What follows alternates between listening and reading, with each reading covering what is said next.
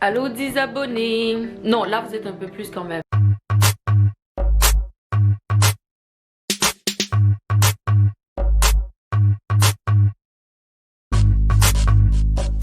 Donc aujourd'hui je vais vous parler du documentaire d'Isabelle Racicot, Pour mes fils, mon silence est impossible. Je veux pas que mes enfants grandissent dans un monde d'inégalité. Un documentaire personnel et nécessaire. Ils ont eu des esclaves à Montréal. Je peux pas avoir un premier ministre qui dit le racisme systémique n'existe pas. Il faut dénoncer. Pour mes fils, mon silence est impossible. Un documentaire que je pense que j'ai écouté quelque chose comme 5 fois. Moi j'en ai entendu parler cet été, je crois que c'est au mois d'août. Il y avait la promotion qui se faisait un peu partout dans les médias québécois. Et en temps normal, Isabelle Racicot, c'est pas une animatrice que je connais ou que j'écoute. Je ne connaissais pas nécessairement le contenu ou le travail qu'elle faisait. Disons que la première raison pour laquelle j'ai écouté le documentaire, c'est vraiment à cause du mandat et du contenu que Radio-Canada présentait. Dans le documentaire, Isabelle Racicot est quand même très vulnérable. On voit qu'elle se livre quand même beaucoup.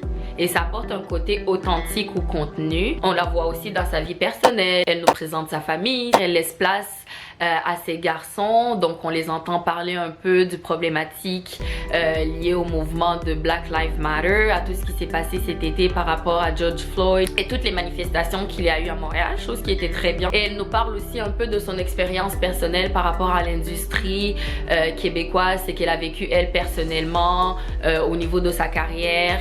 On voit aussi le point de vue de d'autres personnes comme le policier de Longueuil. De façon générale, disons que le contenu était pas mal. Mais cela dit, j'ai quand même énormément de retenue. Comme j'ai mentionné au début de la vidéo, Isabelle Racicot, c'est une personnalité publique que je ne connaissais pas. J'avais jamais vraiment écouté ce qu'elle faisait. Donc c'était vraiment une découverte pour moi. Et à cause de ça, je pense que j'avais énormément d'attentes. Un, à cause du mandat que Radio-Canada nous avait livré. Et puis je pense aussi le fait qu'ils avaient choisi une personnalité faisant partie de la communauté haïtienne, c'était quelque chose qui m'interpellait. Dans un premier temps, je suis déçue à cause du marketing ou la présentation que les médias en faisaient. C'est-à-dire que tout l'été, la promotion était basée sur le fait que c'était un documentaire d'Isabelle Racicot. Moi, ce que je comprenais, c'était que c'était elle qui était à la réalisation ou à la production. Mais je me suis trompée parce qu'elle est simplement l'animatrice du documentaire.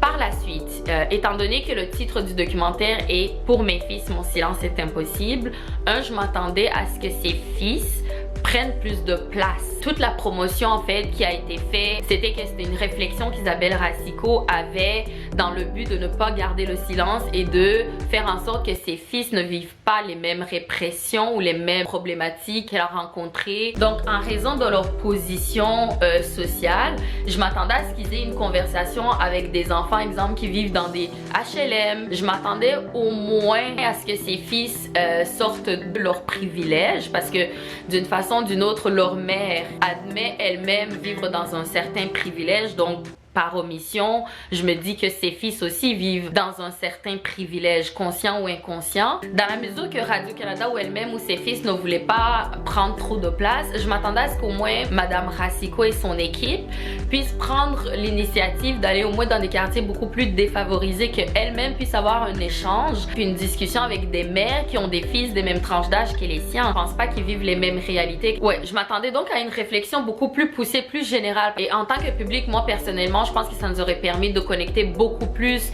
avec le titre du documentaire et deux, avec le contenu qu'ils ont voulu apporter. Mais bon, ça c'est mon impopulaire opinion une fois de plus. L'autre partie qui m'a plus ou moins déçue, c'est de voir le manque de recherche au niveau du contenu. Pour ceux qui sont au Québec depuis un certain temps, les intervenants qui sont venus dans le documentaire, c'est plus ou moins les mêmes qui étaient à l'émission Droit de parole en 2001. Aïcha Vertu avait même partagé des segments au courant de l'été. Donc je trouve que c'est juste une reprise des mêmes informations. Et puis pourtant, on est très conscient que le Québec en 20 ans a énormément changé. L'image des minorités ethniques, appelez ça comme vous voulez, a énormément évolué. Donc j'aurais aimé voir des nouveaux intervenants. Je m'attendais à voir une apparition de Webster qui nous parle de son essai qu'il vient de faire dans l'UNESCO. Je m'attendais à voir des étudiants en sociologie, des étudiants en art qui viennent parler justement de tout ce qui est lié aux inégalités sociales au Québec. Mais là j'ai l'impression qu'on a parlé tout simplement du sujet de façon générale dans le monde.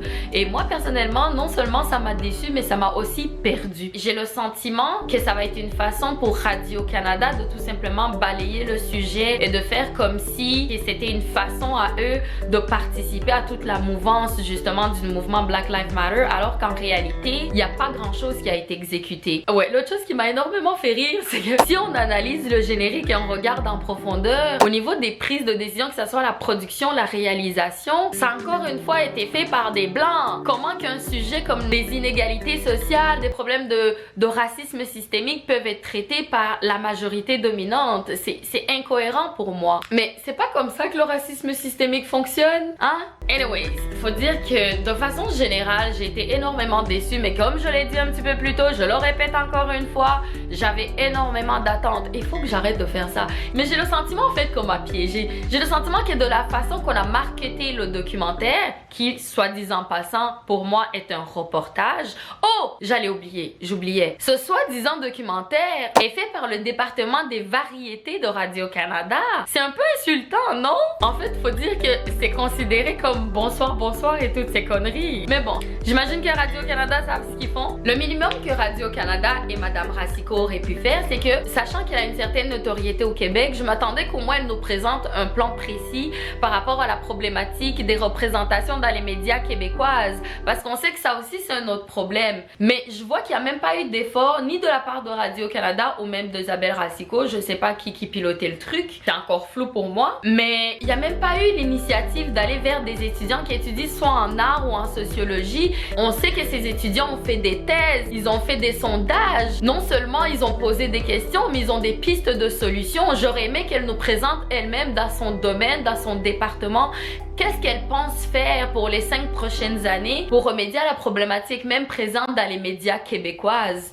Je m'attendais au moins à ce minimum. Mais non, de façon générale, elle nous a rien présenté. Je le répète une fois de plus. J'ai vraiment eu l'impression d'assister à un reportage d'une personne racisée qui se découvre racisée avec tout le bagage socio-culturel qui vient avec. Si Radio-Canada avait fait la promotion de cette façon, j'allais pas écouter. Je me suis fait flouer.